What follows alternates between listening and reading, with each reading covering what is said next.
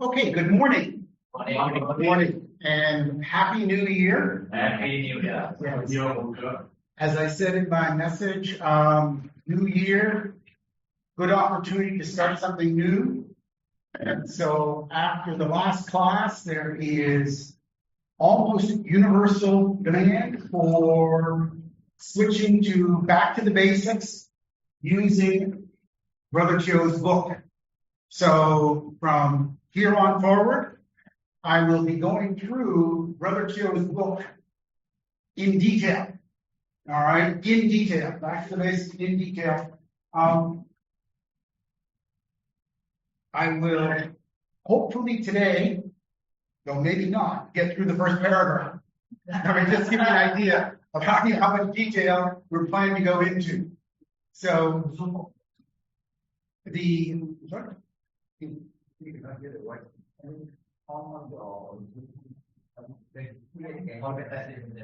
Okay, let's just test. Can everybody hear me? People on the Zoom call hear me? Yes. I've got a normal large voice, so. Is it okay? So it's okay. All right. So all right, good. Now, sounds like it works. So as I mentioned, I'll be going through in some detail Brother Kyo's notes. I'll be using Brother Kyo's notes as a guide and then pick out specific words or specific concepts and expand on them. Now, I am sure that that's what Brother Kyo did in his class as well. But the things that I talk about are probably going to be complementary. We probably won't cover exactly the same things, right? Even though we're working from the same notes. Now, as you know, the book is available hard copy here, many copies. Also, there's a soft copy available. It's been shared a few times. So please follow along in hard or soft copy. In addition, you will see that on my slides, I cut and paste portions of the book. So we can follow on the slides as well. And the people who watch the Zoom will be able to also see the words I'm talking about. Now, Brother Kyo's book, he structured it into 4 divisions. There is an introduction division. There is the second division is on the Four Noble Truths. The third division is on abhidhamma. And the fourth division is on meditation. So let's go through a high-level overview of what is in each of those divisions, just to give you an idea of what we will be covering in the next, quite frankly, probably more than a year to get through this book. I'll be lucky to get through it in 1 year. So in the first part of the introduction, we're going to understand the basics, go through the basic doctrine and principles of Theravada Buddhism, the life of the Buddha. Those are the key basics that we'll be covering in the first section. Then, ethical and social conduct. We're going to be doing a deep dive into Mahamangala Sutta, the Sigalavada Sutta, Kalama Sutta. These suttas are chosen by Brother Kyo because they focus on lay people, on us. They're not focused on deep meditation. They're not focused so much on meditators. They're not focused so much on monks. They're focused on ethical and social principles for lay people. Then we will go into the role of the triple gem, again, for lay people, talking about the Buddha, the qualities of the Buddha, the Dhamma, the Sangha. And here, we'll do a deep dive into the Ratana Sutta. So this is the first part of the first division. The second division, the Four Noble Truths, looks at suffering and its nature. Now, suffering is an important term in Buddhism. We often talk about suffering. It's the first noble truth. noble truth of suffering. But what do we mean by suffering and how do we relate to it? There's actually three kinds of suffering, according to Pali. Okay? The first kind of suffering they call dukkha. Suffering. This is the conventional type of suffering. For example, I stubbed my toe, that's pain. Or I'm frustrated at work, that is mental pain. All right? We face that all the time. We're sick. We have a pain in our leg or in our knee, in our stomach, whatever. That is dukkha. What do the suttas say about that? The Buddha gave a very important sutta called the Dark Sutta, where he talked about the difference between an enlightened person and a lay person on how they deal with pain. The enlightened person feels the physical pain. It's like being hit by a dart. The unenlightened person, the lay person, it's like getting hit by two darts. The first dart, the physical pain. The second dart is mental pain, continuing to suffer. So, for example, I mentioned dukkha. One of the examples I gave was frustrated at work. Okay, fine, you're at work. Your boss treats you badly. That is suffering. But then the problem is that we add on top of that initial suffering more and more and more. We take it home with us. We complain to our spouse. We dwell on it. All right? That extra mental suffering is stuff that we add on ourselves. So what the Buddha is teaching us is the best way to deal with dukkha is cut it off with just the initial suffering. Yes, it's painful. But after that, let it go. Don't add mental suffering to physical suffering, or don't add more mental suffering to the initial mental suffering. And I experienced this when meditating. When meditating, sometimes there's a pain that arises, maybe in the leg or somewhere, usually in the leg. All right, so a pain arises. Rather than, why am I so painful? I just want to move my leg. This kind of adding more mental suffering on top of that physical suffering. What meditation teachers will tell you is note the pain. Observe the pain. Look at the nature of the pain. Is it a twisting pain? Is it a pulling pain? Is it a hard pain? And watch it change.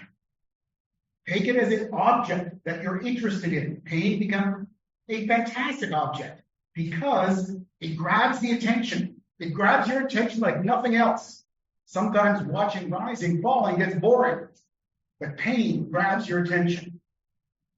I remember when my wife shared with me a story when she was first learning meditation. She approached the meditation teacher and said, I have pain. The meditation teacher said, look, imagine your last thought moment. Do you think you'll be comfortable? There's a good chance you're going to be in pain. Now, here in the meditation center, think of what you're doing is a dress rehearsal for your last thought moment. If you can deal with pain in a wholesome way, rather than obsessing on it and getting all upset about it, now there's a better chance that when you're feeling pain in your last thought moment, you can deal with it in a proper way. So, dukkha, the first type of suffering, be aware of it and don't get attacked. Don't stick to it. Whether it's physical suffering like pain in your leg or mental suffering like frustration with your work, don't take it home with you. Leave it. That's how in the real world or in daily life, Buddhism teaches us to deal with the first kind of suffering. The second type of suffering, abhidhamma suffering, dukkha, dukkha, is suffering because of change. So, When the thought arises, oh, I used to be young, I'm not young anymore. That's suffering. I used to be healthy, I'm not healthy anymore. This relationship broke up. I lost so much money in the stock market. All of this is pain because of change. And the root cause of that is you were obsessed with your youth, your health, your beauty, your money. You were obsessed or focused on that before. And so when it goes, as it naturally will, it causes you pain. So the way to deal with that kind of pain, the pain of change, is to practice detachment. Don't be obsessed with things. Don't be overly attached. And as a parent, I can tell you, being attached to a child is natural. But they're going to grow up and live their own lives. They've got their own life, their own karma, and they're going to do things that you don't necessarily agree with. And that's going to cause you pain. That's the nature. That's its nature. Change is its nature. So, what the suttas tell us is how to deal with change, the pain of change, is not being attached to things. Okay? Not being infatuated with things. I'm choosing my words carefully because infatuation is something that comes up again and again in the suttas that we'll cover when we dive into suttas. The third type of pain, okay, so the first one is dukkha, physical pain. Viparanama dukkha, which is the pain due to change. The third kind of pain is called sankhara dukkha, only experienced by meditators.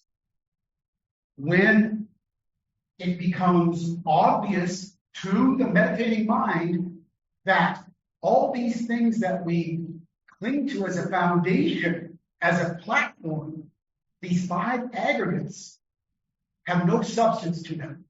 They arise and fall away instantly. It's like there's nothing underneath your feet, nothing supporting you. This is a existential pain related to existence. This is critical to get through in the insight knowledges. One must face this pain and go through this in various insight knowledges.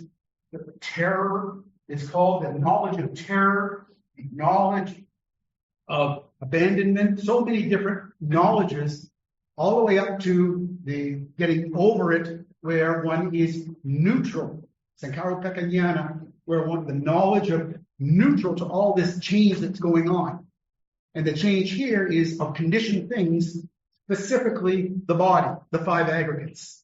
So we'll be talking about suffering and its nature. We will talk about the cause of suffering. The cause of suffering, as we know, is tanha and ignorance, avijja. So we'll go through the dependent origination here in some detail. And when we discuss the cause of suffering, it naturally leads to the fourth noble truth, the path to liberation. One sutta I will spend some time on is, we're all familiar with the 12 links of dependent origination. Okay, this leads to that, leads to that, leads to that, leads to that. Okay, great. But there's also an extension to that, which takes us on the path to liberation, take us away from samsara. And I'll give you a hint. The first step in that path away from samsara is contemplating pain, suffering, dukkha, the nature of suffering. Okay, so we'll talk about the Eightfold Noble Path, the step-by-step progress through the Noble Eightfold Path. So those are the first two sections, two divisions of the class, Brother Keogh's class notes. The third section is on abhidhamma. Each of these four sections are roughly the same length.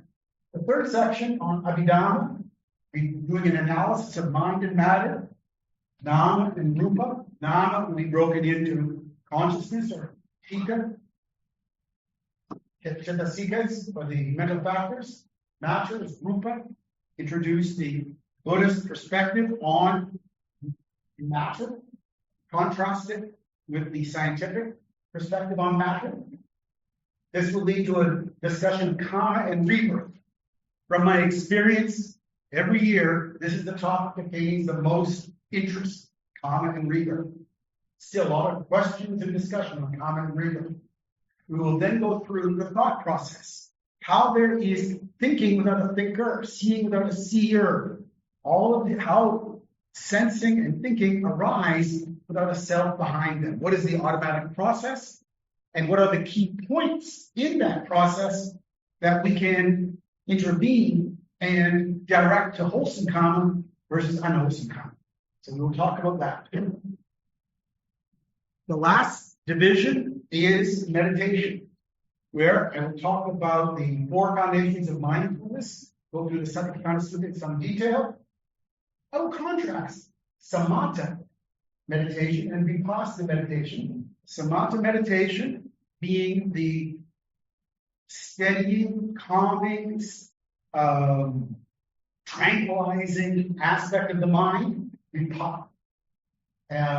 to absorption, or jhanas, vipassana, wisdom, leading to enlightenment. Then overcoming defilements, different ways of overcoming defilements. There is the taking precepts. There is the temporarily suppressing them through samatha. And then there is permanently uprooting them through vipassana. We'll talk about all those. So that's kind of an overview of the entire text. Now, it was prepared by Brother Kyo, and I just want to share a couple of personal experiences I had with Brother Kyo. It was almost 30 years ago that I had finished my Introduction to Buddhism for Adults class that was being held in the Pagoda. Uncle Pham gave that class, long since passed away, but he gave a very good introduction. And after that, like all the other parents in that group, because we all had kids in the Sunday school, the question was, all right, so now what?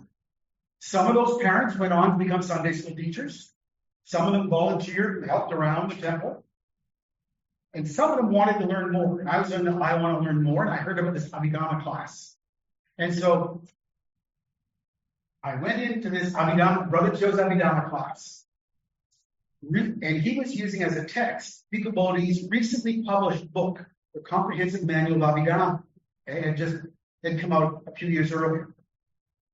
We spent an hour and a half on one paragraph. And I went home and I said to my wife, brought the kids home, said to my wife, I had absolutely no idea what he was talking about, but boy, I was interested. I'm going to go back next week. And so I did. And for 5 years, I made sure I sat up in front, I listened very carefully, took lots of notes, went back and did all sorts of research on my own. And after 5 years, Brother Kyo said that he was looking for a volunteer because he wanted to kind of reduce his workload, only teach every second week, because it takes a lot of work to prepare a class. So immediately my hand shot up. Now,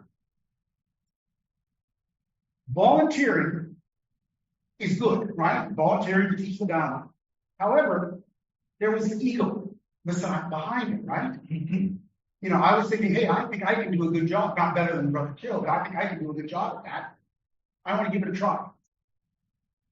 And then when teaching, I would really prepare hard. Why? I was afraid of looking like a fool if a question came up that I wasn't prepared for. So you see, there was ego, there was fear as motivators to do good things, to teach that class. So don't get, as the lesson that I want to deliver here is, even though they may be unwholesome, thoughts. They can motivate wholesome behavior. So I took over the alternate class with Brother Joe and did that for 15 years. About 15 years. Then I retired from my day job and decided I wanted to meditate. So I retired from teaching, and for almost 10 years I focused on meditation because I tried a bit going to the retreat center and coming back on the Sunday to teach the class. Very disruptive to meditation.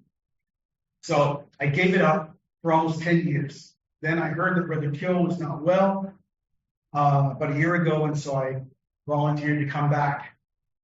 These days I'm spending quite a bit of time in Australia. I'll be here for another couple of months, then back to Australia. So Brother Kill has been a great influence on me, and so I'm really honored to continue on using his book, his class notes, as the basis for my talks here. So, any questions on what I've talked about so far? This kind of bit quick introduction stuff. Okay. We're going to now go through the first paragraph. I'm going to read it first. Theravada Buddhism offers the original doctrines of the Buddha to those who wish to learn more about the Buddha and his teaching. These doctrines in the Pali Canon are regarded as the words of the Buddha, Buddha Vachana, by the school of elders, Theravada. All right, that's the first paragraph. We're going to go through some words here. The first word, Theravada. Okay, so I've highlighted the first word, Theravada. I went to Wikipedia and I said, what are the early Buddhist schools? And it gave me this list. And I organized them in this order, but these are the early Buddhist schools according to Wikipedia. Now, if you look through the names, the only one that you'll recognize is Theravada. The rest of these, you've never heard of before. Why? Because they don't exist anymore. They don't exist as separate schools anymore. The other main school that, of course, we've all heard of is Mahayana. Where does Mahayana fit into this? Well, the Mahayana actually evolved quite a bit later. All right, as texts came into China, or first it rose in India as a much later school to this, and then it moved into China. So what we currently call Mahayana in China is a mixture of multiple of these schools. The Vinaya rules for the monks and nuns in China is taken from the Dharmakutta school. They took that one. The basic teachings of a Buddha who is like a god or supramundane, who's transcendent, constantly forever existing, multiple Buddhas, the Bodhisattvas and Bodhisattva path, all that comes from the Mahasangika school. And the more detailed study, the Yogacara school of the metaphysics, comes from the Sarvastivada, Abhidhamma. So they grab in China, it's a mixture of Sarvastivada, Dhammakutta, Mahasangika, and of course, over the 1,500 years it's been evolving in China, there have been changes and adaptations. So the schools that we have, okay, so just to give you just on the highlights of this. The Buddha originated in India, of course, and had his teachings about 100 years after the Buddha's parinibbana. There was an argument between two groups of monks. The group of monks who were in the east part of India and those who are on the west part of India. The ones on the east part of India, Mahasangika, they were the majority of monks. the great Sangha. They were the majority. Srata Virada, I'm not very bad at Sanskrit names. That they were in the minority, and this is the Srata, Savad is an elder in Sanskrit. Okay? So these were the elders. These are the ones that focus more on the arahats. These focus on bodhisattvas and all of the amazing aspects of the Buddha as being like a god. Right? Within this group, the Theravada, they're an interesting group. This is the person school. Okay?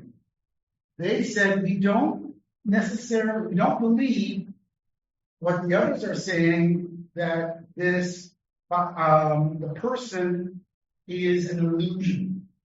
Okay? You say there's no soul, they agree there's no soul. But it's not, the person is not an illusion, it's a conventional reality. And that conventional reality has importance when it comes to explaining karma and rebirth. So it's the conventional self that is reborn. And of course, the other Buddhists, the other group, the other school said, no. You are trying to introduce soul into Buddhism. But that group has gone away. The Vajrayana, that means the school of analysis. These are the people that did the serious, detailed analysis. And among those, Theravada is the group in Sri Lanka that went to Sri Lanka. And the Pali word for elder is Thera. So Thera is elder, Vada is school. Sarvastivada, Sarva is the Sanskrit word for everything. Asti is exists. Vada is school. So this is the everything exists school. Their idea, this may sound a little weird, is that karma from the past influences the present, so therefore it has a kind of existence now. And I can imagine the future, so therefore the future has a kind of existence now. So the past, the present, and the future all exist at the same time. Everything exists. That was their philosophy. That's why they're called the Sarvastivada. And they built up a whole very elaborate abhidhamma that, fortunately, because it was brought into China, translated from Sanskrit into Chinese, it's available now. It's been translated, much of it has been translated into English now. So we can compare this abhidhamma with our abhidhamma. They don't look anything like.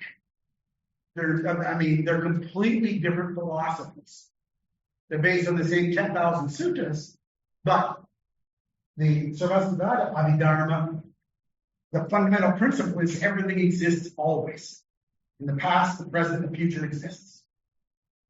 So there's some very different ideas among all these schools.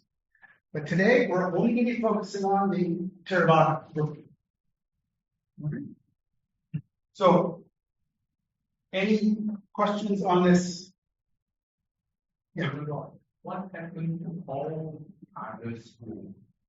Has the teaching disappeared? Or is there any record or anything that can trace back to this teaching? Okay, where did all those schools have, what happened to them all? Obviously, the fact that Wikipedia is able to make this list, they must have some documents. And there are partial documents on many of the schools.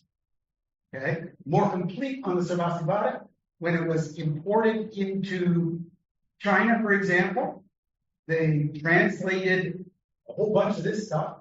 Some Sotranika was done. A lot of this stuff was translated. And so they were able to have fragments And then also one school talks about another school, right? Even in the Theravada tradition, there is a book called the Book of Controversy. It's actually one of the 7 texts of the Abhidhamma. And it talks about the points of controversy. It says, here is the Theravada view, and here is the heretic view, the others. And it said, the Theravada say this. This group says this group says that. The Theravada has a text that compares our Abhidhamma has a text of the points of controversy that compares. There's also other people who compare themselves with different groups. In fact, I've got a very interesting book at home that compares the Vinaya from 15 different schools. All right? Now, the Vinaya, the rules for the monks and nuns, that they've got to recite in unison every 15 days, twice a month. You'd think that it kind of would remain the same because they only got to remember these set of rules. No. You'll see interesting variation, and they give an analysis of why certain rules went to certain schools, and maybe it was a misinterpretation because of language, all sorts of things. So all of these schools are referenced by each other, and there are portions of texts. The only ones where we have a complete set, Theravada, and to a lesser extent, the Sarvastivada and Mahasamhika and the Dhammabuddha. And I say a lesser extent is because it's what was brought into China and translated from Sanskrit into Chinese, and then maintained in China. Now, we're going to go into a fairly long discussion about this word original, because in Theravada they often say, oh yeah, we got the original ones. Well, not exactly. Not exactly. What are the texts we're talking about? 2,500 years ago, there were the suttas from the time of the Buddha. Rough. These are all rough dates, right? The Abhidhamma Pitaka, the original 7 volumes, they probably started, the oldest parts of them probably started around the time of the Buddha as explanations, like commentaries at the time of the Buddha. But then they evolved over time into what we currently have as the Abhidhamma Pitaka about 2,000 years ago. Now dates get a little bit more firm. Buddhaghosa wrote the Visuddhimagga, compiled the commentaries from texts that had existed from the time of the Buddha, and compiled them around 400, 430 AD. The Abhidhamma Sangaha, about 800 years ago, was written as a manual for young monks to memorize the Abhidhamma. And then in the last 150 years, lots and lots of modern texts have been written, but each set of texts builds on the material found in the earlier texts. So it's like layer. Every layer builds on the previous underlying layers, expands on it, maybe takes it in a slightly different direction, but we can peel back the onion and get to the core, which are the suttas. The problem is there's like 10,000 of these in Theravada tradition and more in Mahayana. There's about 10,000 suttas. And so to get their head around that, they need a structure. This is what the Abhidhamma Pitaka provided, is a structure to consolidate all of the 10,000 suttas into one framework. But if you were to take, say, 5 people in this room and made them all, they're all brilliant scholars, and they all had 20 years or 50 years of time. And you gave them the same 10,000 texts and said, summarize these into a framework. 5 people working independently. You think they'd come up with the same thing? No way. You'd have 5 different summaries, right? 5 different summaries. So different schools, especially if they all came from a slightly different perspective. So each of the early schools had their own abhidhamma, but they were lost. The only existing ones that remain today are the Theravada and the Sarvastivada. The other ones don't exist anymore. So each set of texts builds upon the material found in the earlier ones.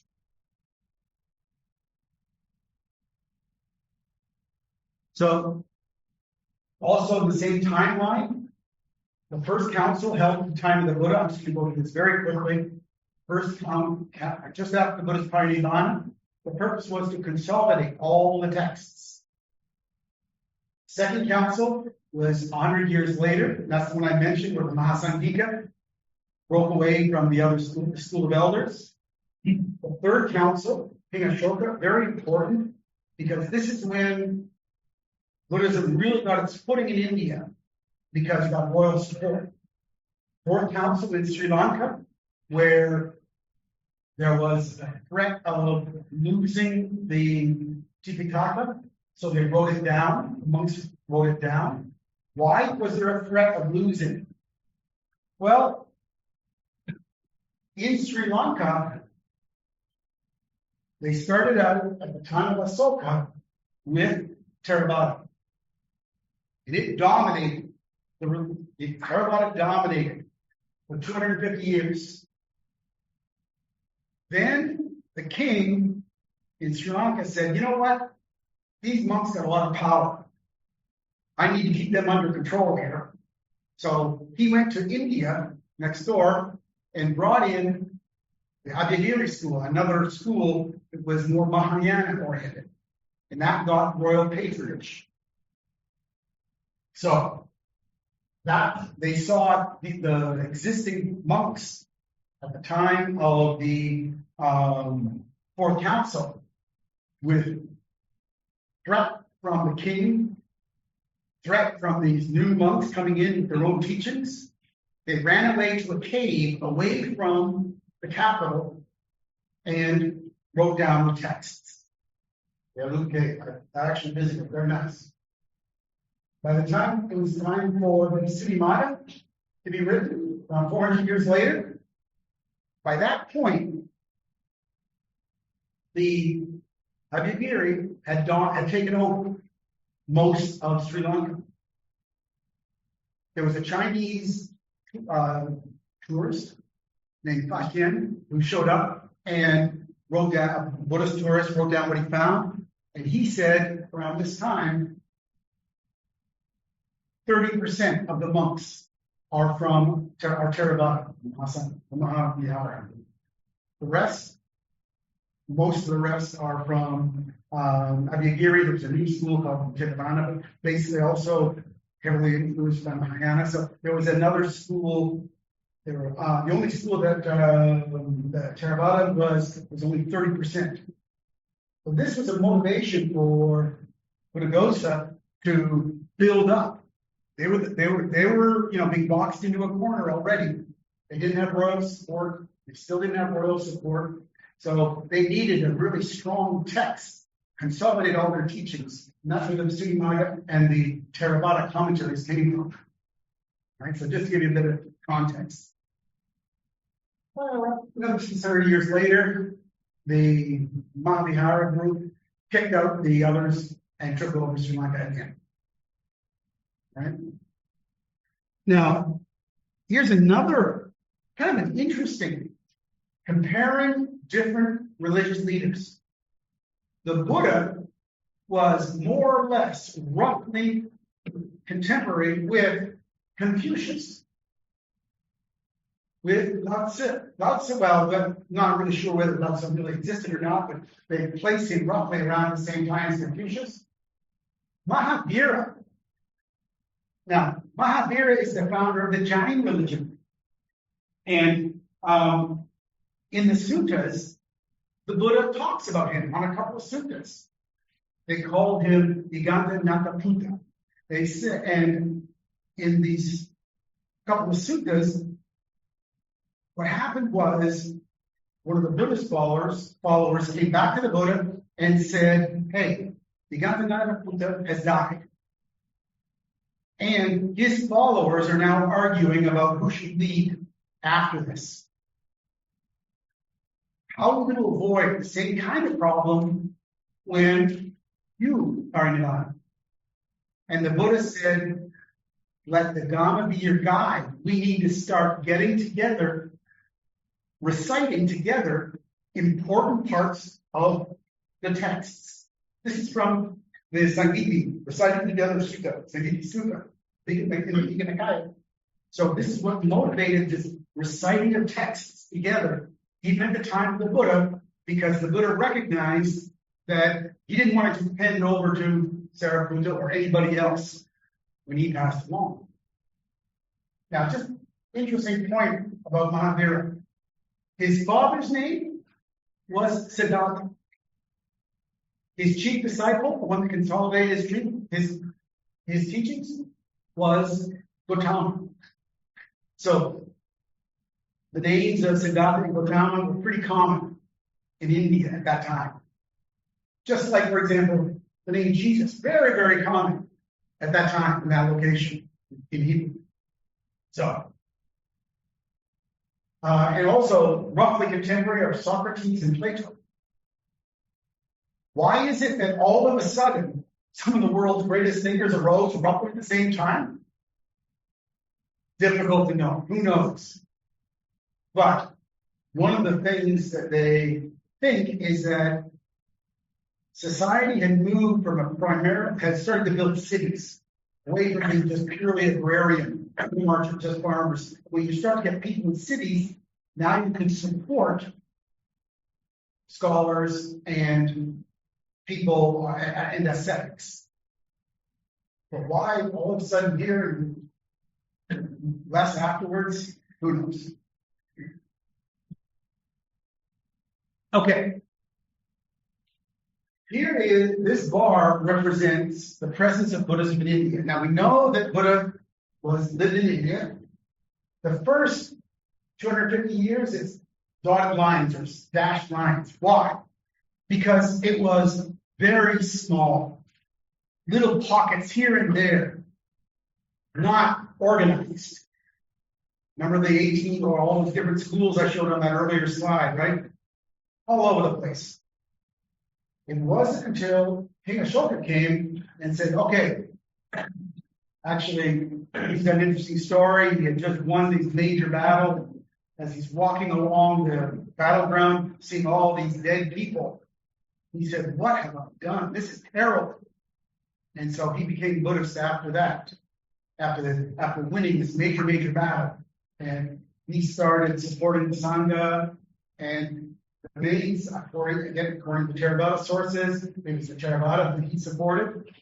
So things started becoming consolidated because it got royal support.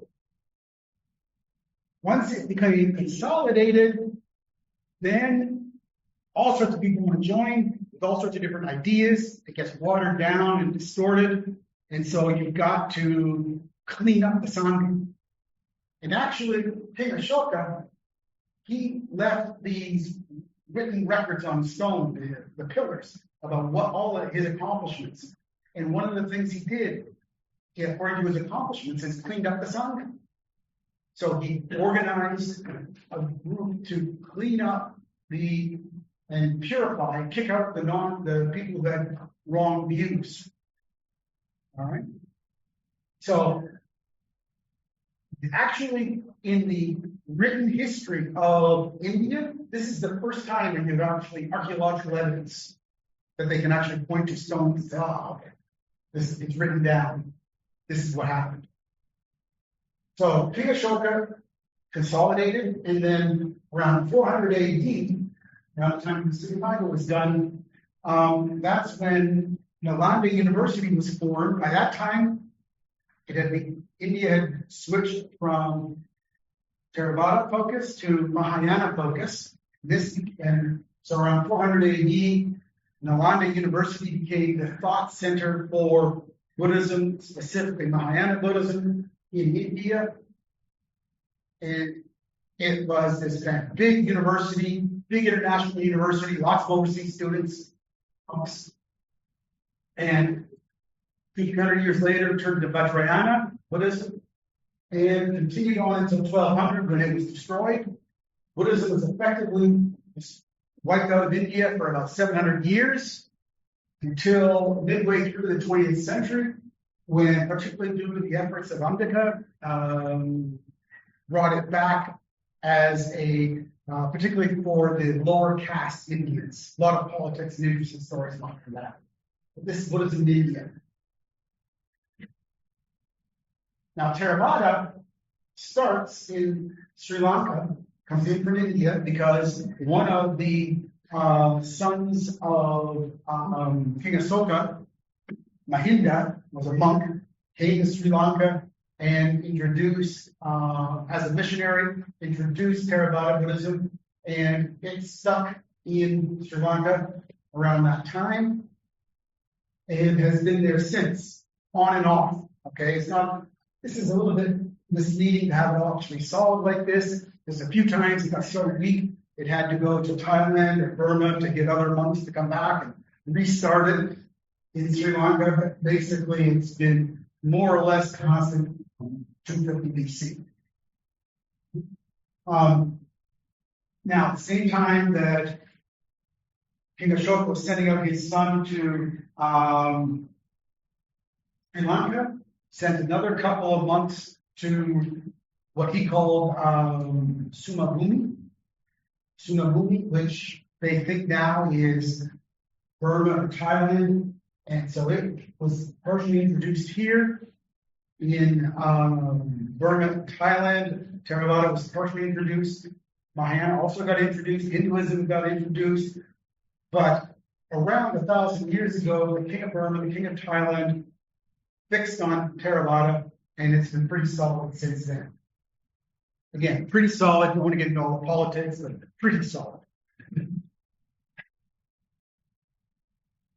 So, Mahayana Buddhism, it started out really around 300-400 AD through the Silk Road, because what was happening is monks started talking to the traders who were going between China and Europe along the Silk Road.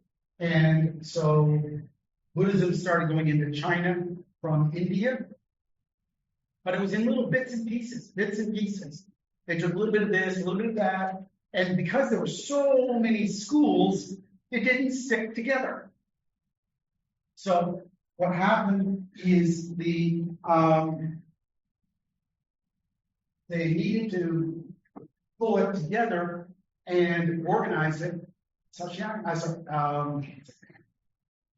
me out here. No, not Washington. Washington was 400 years old. Sichuan, yes. 400 years, yeah. So Sichuan, he was in Xi'an, was the capital at that time, and there was a travel ban at that time. Not allowed to leave. Okay? But he left anyway and went across the desert, went across the mountains, and became the basis for the journey to the West. As he was going westwards to collect the books, he was the monk in Journey to the West to collect the Buddhist scriptures. He spent a couple of decades at Nalanda. At Nalanda, he's studying. Now, by that time, it's purely Mahayana. He said he asked about, wait, what's Theravada? His compatriots said at the school, said, don't worry about that. We got their texts. It's all there. No need going down there. We got the texts. And so he came back, brought back a huge amount of texts from Nalanda, and then spent a couple more, the rest of his life translating into Chinese. And that really solidified Mahayana in China. Okay? Yes, there's still Confucianism and back and forth, but that's where Mahayana really started being consolidated in China. And then from China, of course, it goes to Korea and Japan. About 150 years after Sichuan, the king of Tibet said, okay, I'm going to become Buddhist. So he got some monks from Nalanda to introduce Buddhism, and they introduced Vajrayana. So Vajrayana and Mahayana are next door to each other, right? And so they're constantly influencing each other. Whereas Theravada, they're like the family member who moved out a long time ago, very distant, not much connection anymore. So they don't influence much each other. So Mahayana, Vajrayana, a lot of cross influence over the centuries. Theravada, not so much influence, particularly because these guys were Sanskrit into Chinese, this is Sanskrit into Tibetan. These were Pali. Okay. So, any questions on what I've just covered here? All these different schools. They're talking about original doctrine, but nowadays very popular. They're talking about early Buddhism or early Buddhist text. Early Buddhist texts. Okay, where are the early Buddhist texts come in? Excellent. Right to my next slide. All right. You're right. Recently, there's been a lot of analysis. So imagine that you go to China and you take their texts, which have been translated from Sanskrit into Chinese, and you compare them to the Pali. Now, they were about 800 years difference, 900 years difference. The Pali ones came first, right? But then they were maintained for 800, 900 years in India and then pulled into China, right? Because it was 250 BC that the Theravada came to Sri Lanka, and it was 650 AD, 900 years later, that Mahayana went to China, solidly. Okay? And you look at the two texts, both, and compare them, the translations of both of them. If you find stuff that is identical or almost identical, you go, you know what? This is probably from something that was even earlier, right? In both groups. If Theravada kept the same stuff and Mahayana, 900 years later, kept the same stuff, it must have come from the same source. That is probably from early Buddhist, and in Theravada, the scholars call it early Buddhist texts. Does not include the abhidhamma. The suttas, from the suttas. So when the scholars talk about early Buddhist texts, they are talking about the stuff that matches. Now, it's almost never a perfect match. I mean, translation mistakes and slight rewording, but if it's almost the same message, it's considered to be an early Buddhist text from early Buddhism. The origin of that text was probably before 250 BC, before the time of Ashoka, because it was at Ashoka that they split, right? The Theravada went off, and then 900 years later, the Mahayana went off. So this is the early Buddhist texts, the ones that are almost the same. Now, I will tell you, almost all or most of the Pali suttas are considered early Buddhist texts. You can find parallel passages in the Chinese agamas. So that is very reassuring to us that it is good. We've got early material. However, there was an interesting very thick two-volume set done by Analayo, where he took every sutta in the Majjhima Nikaya, Theravada Majjhima Nikaya, and cross-referenced every single, not only the Mahayana ones, but all the Tibetan and other languages that they have found, dug up in Pakistan, Afghanistan, everything they dug up. He compared. And he said, okay, this part of this sutta is probably original, this part was added later, and da-da-da-da-da. So there are parts of suttas that are truly original, and they're studying that, okay, based on linguistics and other things. So this is the early Buddhist text. But what if they don't match?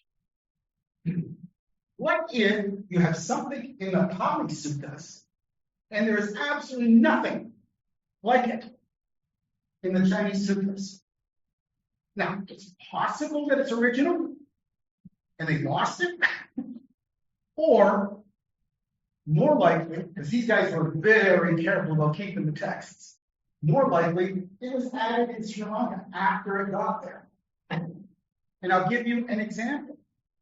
In Pali, we have the Karyana Metta Sutta, the Metta Sutta. There's nothing like that in Chinese. Okay, now that is not to say the Buddha did not teach metta. Of course he taught metta. But perhaps not using the words of the Karyana Metta Sutta. It doesn't mean that it's not valuable for us to teach, to learn that and to follow it, but just be aware that the scholars say that this one might be a little bit added on later.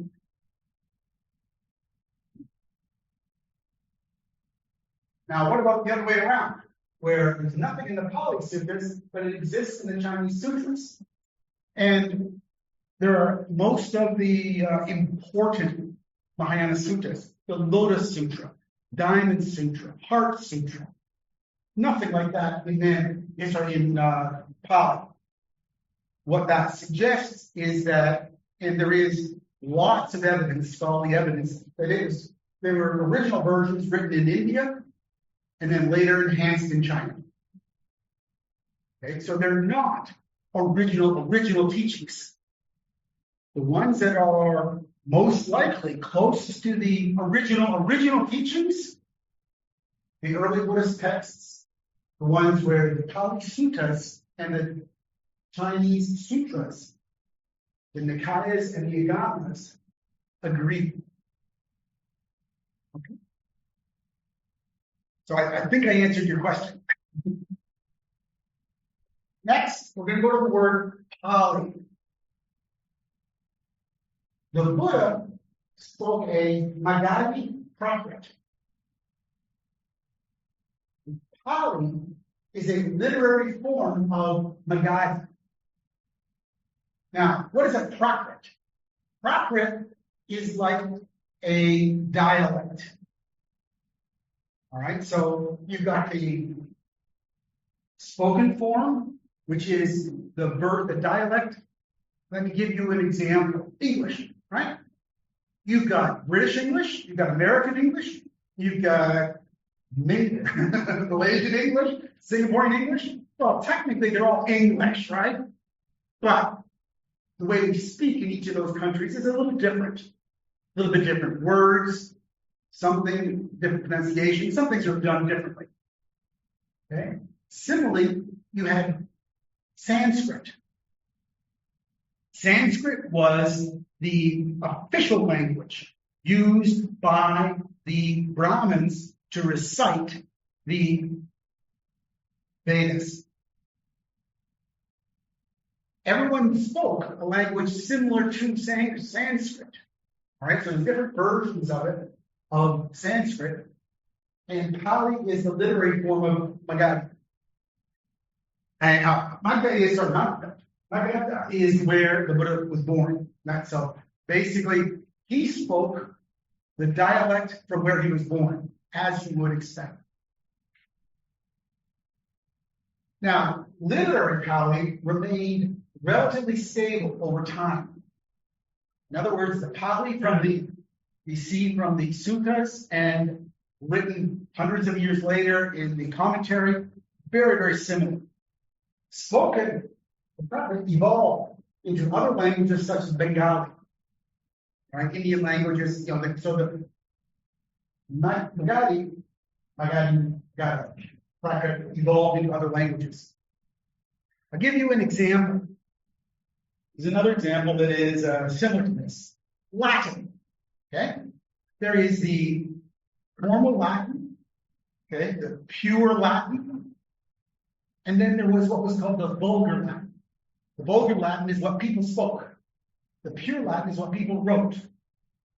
The pure Latin was kept for centuries. The Vulgar Latin evolved into languages such as Spanish and Italian and French, right? Those what are called the Romance languages. But the pure Latin remained the same. So even up until the 1960s, the Catholic Church, the Mass, was held in pure Latin. All right? But that wasn't the kind of Latin that people spoke, ever. The verbal form of Latin, the Vulgar Latin, actually it got changed over time. Here's a very important point. It'll be a little bit controversial here. This is from the Denial. 2 monks approached the Buddha, suggesting that the Buddha's teachings should be taught in classical Vedic Sanskrit to lend a more formal and authoritative tone to the Dhamma. The Buddha rejected their proposal and instructed that the Dhamma should be taught in the local vernacular. Okay? I looked it up in the Vinaya, that's almost exactly what it says. These two Brahmins said, look, in our tradition, the Brahmin tradition, you got to understand what was going on at the time. Brahmins their job from birth is to recite the Vedas. And according to their belief, every word had to be pronounced exactly correctly. If it's not pronounced exactly correctly, the ceremony is worthless. I'm exaggerating. It's so important that you pronounce things properly. You have to use the right word, you have to pronounce it properly. So from childhood, this group, this whole cast of Brahmins were taught how to recite the Vedas properly. Now, it's very, very important to them. Now, some of these Brahmins became monks, and they brought up this idea that, hey, we should give the Buddha's teachings in Vedic Sanskrit. The Buddha said, no, do it in the local language. Don't make it special. The language special. Now, 100 years ago from today. So what happened over the next 2,400 years? The Pali Tipitaka had not been translated into Sinhalese, had not been translated into Burmese, not been translated into Thai. So parts of it had. Like, for example, the first thing you're going to translate, of course, is the Dhammapada, right? The Dhammapada was first translated into Sinhalese about 800 years ago, Burmese 400 years ago, into Thai 160 years ago. Before that, the only language that's available in is Pali. So it's only available to Pali, people who spoke Pali. Who in Sri Lanka, Burma, Thailand spoke Pali? Some of the monks. Not all, but only a few of the monks, some of the monks. So it became only them that could read the original. Nobody else could read the original. There were parts had been translated, but we're talking about the whole Tipitaka. Now, as a word of defense to these countries, 100 years ago, the literacy rate was about 30%, right? They're farmers. Everybody's a farmer, right? They don't read or write. So it wasn't so critical. But 100 years ago, almost all the Tipitaka had been translated into English by the Pali Text Society. In 1881, T.W. Rice Davis and his wife Caroline started this as a group of scholars from England, started this group to translate all the texts, because when they were visiting, or actually Rice Davis had spent time as an officer with the British in Sri Lanka, and he saw everything is just on leaves and very fragile. It's going to be lost. We need to publish it.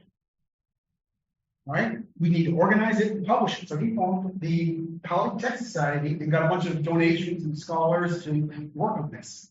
So the first modern language that the Pali Tipitaka, the entire Tipitaka was available in, was English. Not these languages. When did these languages come? 1950s, 1960s? All right, not that long ago. Not that long ago. Today, there's Pali Vedanta been translated to Sinhari, Burmese, and Thai. Oh yes, it's all available now. All available now. Oh, of course. Yes. Oh yeah, now it is. Now it has to. I'm talking about 100 years ago. But for 2,400 years of the Buddha's teaching, the only people that had access to it, the full teaching, were these scholar monks who spoke Pali. Right? So it was not being taught in the local vernacular. Now, there was an interesting story. About 800 years ago, there was a Sinhalese monk named Ananda, and he went to southern India. Okay? There's some problems in Sri Lanka, so he went to southern India. And so he's going into a society that doesn't know anything about Buddhism. So he decides to write a book, How to Introduce Buddhism to Adults, for people who haven't been encountering it before. I was reading and it was just recently translated into English.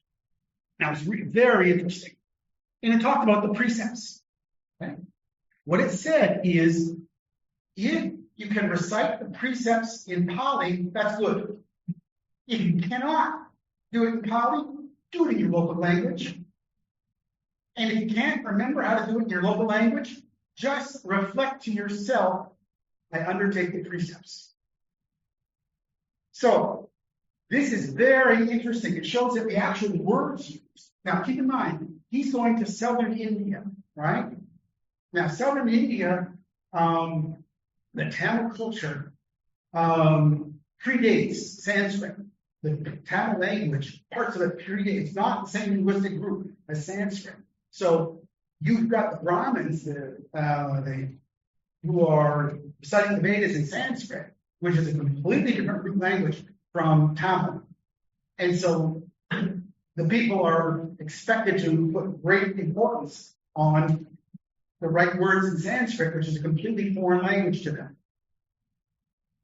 The Buddhists come over and say, don't worry about Sanskrit, don't worry about Tamil, don't worry about the language, don't worry about Pali.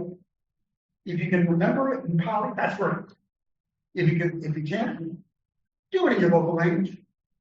If you can't, just reflect on it yourself. So I remember just now, Brother Albert asked, hey, what if we reciting it in Pali? What if we can't remember? Can we do it in English? Absolutely. What's most important is what's in your heart. There's no magic in those Pali words. There's no magic in those Pali words. If you can do it in Pali, if that makes it, to me, reciting in Pali kind of tunes my mind. Maybe it's from past existences or for whatever reason, it tunes my mind. It's a good thing. So I'm not saying it's useless. It helps me. But what's most important is the understanding what's in my heart. I think it's translated Chinese too. Has the whole Tipitaka been translated into Mandarin, Chinese? Theravada. Theravada. I don't know. If it has or not. It would not surprise me. But I have not. I will check. I'll see if I can find out. Okay. So, the most important thing about Pali is not, the whole thing about Buddhism is not so much the getting the words right or even being able to pronounce them properly. No. It is what's in your heart. If Pali makes your heart more spiritual, it does for me, that's great. Otherwise, read the English.